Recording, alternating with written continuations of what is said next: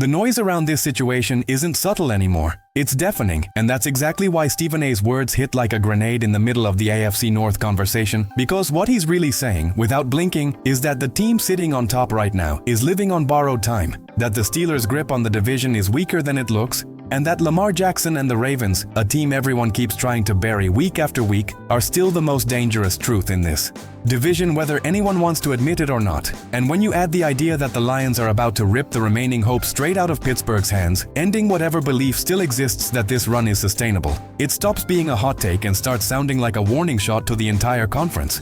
This isn't about comfort, this isn't about standings, this is about faith, pressure, and which team you actually trust when the lights are brightest and the margin for error disappears. That's the uncomfortable tension Stephen A is leaning into. Because right now the Steelers technically lead the AFC North. But the conversation has already shifted to who survives what's coming next and who collapses under it, and he's clearly telling you he doesn't believe Pittsburgh survives Detroit. Not in that dome, not against that offense, not with the matchup staring them in the face. That's why this feels so volatile, because the idea that the Ravens could win this division from where they sit right now sounds crazy until you actually listen to the reasoning, and once you do, it stops sounding crazy and starts sounding inevitable, which is exactly what makes people uncomfortable. What we're dealing with here is a brutal weekend that could redefine everything. Steelers on the road against the Lions, Ravens at home against a Patriots team that just tasted real pressure for the first time. And suddenly the AFC North, which looked stable, looks fragile, and the power balance feels like it's one mistake away from flipping completely. That's why this conversation exploded, because Stephen A isn't hedging, he isn't soft-pedaling it, he's planting a flag and saying the Ravens are winning this division and the Lions are ending whatever hope Pittsburgh thinks it still has, and if that doesn't grab you immediately, nothing will. This all stems from a very simple but very uncomfortable question that was put on the table. Which AFC North team do you actually trust to get it done this weekend, Pittsburgh or Baltimore? And what followed wasn't blind faith or emotional bias. It was a cold breakdown of matchups, locations, trends, and flaws that exposed how thin Pittsburgh's margin really is. The Steelers are on top right now, with a solid chance to make the postseason, but that number doesn't tell the full story when you're walking into Detroit, into a dome, against an offense built to punish exactly what Pittsburgh struggles with, while Baltimore, despite sitting outside the playoff picture, still has a path if they handle business at home. And that's where the faith started shifting, even from people who openly admitted their Steelers' loyalty, because where these games are played matters, how these teams win matters, and Detroit is a nightmare matchup for Pittsburgh in ways that don't show up in a standings graphic. The Lions' run game, the physicality of their skilled players, the way they impose their will, all of it mirrors the exact blueprint that already caused problems for the Steelers, and asking that defense to survive that environment again just doesn't inspire confidence. On the other side, Baltimore gets New England at home, a Patriots run defense that has quietly fallen off, and suddenly the Ravens' biggest strength starts to re-emerge at the right time. This isn't about assuming New England collapses, it's about asking who has the better shot in this specific moment, and the answer kept coming back to Baltimore. The Lions are simply a brutal matchup for Pittsburgh, and when you layer in the idea of a motivated Gibbs looking to bounce back, the physical blocking from Detroit's skill players, and memories of Steelers defenders getting thrown around against Buffalo, it becomes hard to picture a clean Steelers win. Meanwhile, the Ravens, flawed as they've been, are at least trending in a direction that makes sense, especially on the ground. But here's where the conversation gets real, because even the people picking Baltimore aren't doing it blindly. They're doing it while openly questioning whether the Ravens can get out of their own way. That's the tension that defines this team right now. Can they catch the football? Can the offensive line hold up? Can Lamar play on time consistently? Can they stop turning routine plays into self-inflicted wounds?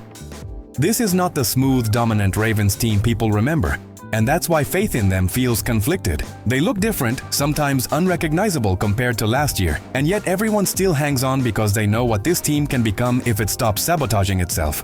And that's where Lamar Jackson comes back into the center of the story, because quietly over the last few weeks, he's started to look more like himself. He's running with more comfort, more decisiveness, and there's a sense that he understands something fundamental, that if he doesn't reintroduce that part of his game, the Ravens have no chance. Against man coverage, against pressure, against defenses daring him to beat them with his legs, Lamar scrambling isn't chaos, it's survival, and it's been missing. Watching his progression from the second half against Cincinnati through the Steelers game and into last week, you can see him reclaiming that responsibility, that mindset of "this has to be on me." That matters against New England because the Patriots are likely to give him opportunities to do exactly that. And yet, even with that optimism, the flaws remain glaring.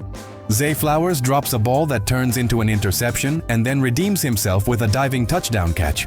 Mark Andrews nearly tips another pass into disaster. Guards miss blocks they can't miss. These are the moments that keep Baltimore from being trusted. But they're also the moments that give them the highest ceiling if they clean them up.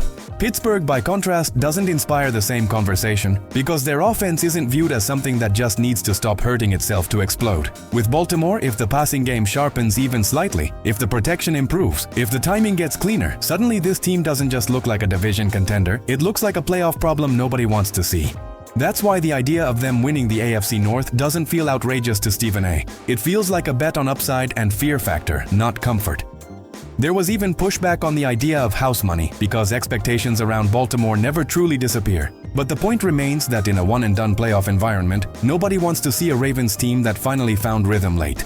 And this weekend is the gateway to that possibility. If Baltimore wins, the entire conference landscape shifts.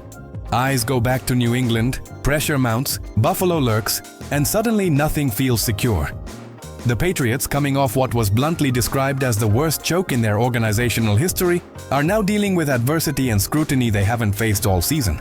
How they respond matters, not just tactically but mentally. Can a young offense handle pressure? Can they fix their red zone defense? Can they adjust when opponents throw everything at them late? This isn't just about schemes, it's about identity. The Ravens, meanwhile, are fighting for their playoff lives, and that desperation can be dangerous. The run game is trending up, with Derrick Henry and Keaton Mitchell combining for serious production, Lamar looking faster than he has all season, and the matchup couldn't be more inviting given New England's recent struggles against the run and the absence of key personnel. Build on the ground game, control the tempo, and suddenly Baltimore dictates the terms. That's the path everyone sees, even if they're not fully sold on the passing game yet. When the picks came in and the room split, it only underscored how volatile this weekend really is because nobody feels fully comfortable, but everyone senses something shifting. The pressure on New England, the brutal matchup for Pittsburgh, the quiet resurgence of Baltimore, and the looming presence of Detroit as a spoiler all collide here. And that's why Stephen A's claim feels so powerful, because he's not reacting to one game. He's reacting to momentum, matchups, and belief. He's saying the Ravens are still the most dangerous team in the AFC North when it matters, and that the Lions are about to expose the Steelers' fragility in a way that standings can't hide anymore. If you're watching this unfold, you're not just watching a weekend of football, you're watching a potential power shift. And if you don't want to miss how it plays out, make sure you're subscribed, hit that like button, and stay locked in, because this story is only getting louder from here.